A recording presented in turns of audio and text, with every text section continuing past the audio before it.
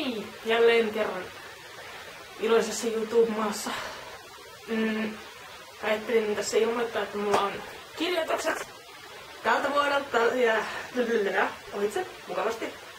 Ja nyt mä voin taas keskittyä muihin asioihin, kuten cosplayaamiseen ja hattujen tekemiseen ja hobbyhorsen tekemiseen ja siihen, että mulla vihdoinkin alkaa olla kankaat kasassa.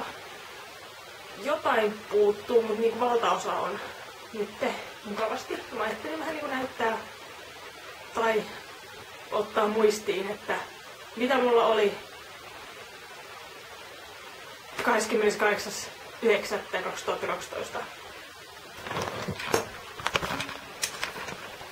Ups. Eli tässä on tällaiset tekonahkaa, jonka mä ostin Tallinnasta tämän kuun alussa, kun en vielä edes tiennyt cosplayaavani. Ruskeata tekonahkaa. Se on hyvin miellyttävää. Ostin tästä Steampunk-asuihin. Mutta tästä liikenee. Mä varmaan maalaan sitä jonkun verran. Itse asiassa maalaan näitä kaikkia jonkun verran. Että saadaan kivasti sotkuinen ja slummista juuri kömpynyt look. Ja tästä tulee tämäkin tekonahkaa, ainakin olevinaan. Siitä tulee tosiaan tää pidempi takki siinä alla. Ja sitäkin aion tosiaan sotkea aika lailla. Ja tossa on niin tahra. Sitten tässä on raakakangasta, joka oli hyvin halpaa. Siksi ostin sitä. Aika tästä paksua. Vähän paksumpaa kuin joku lakanakangas. Sitä tarkennus on. Ja siitä tulee tosiaan undertunic. Ja sitten ne kaikki sideharsojutut. Mitäs siinä asussa nyt on hihoissa ja kaikkia muualla. Niin ja sitten tosiaan se huivin tapainen kaulassa tai peittämässä pääntietä tai jotain.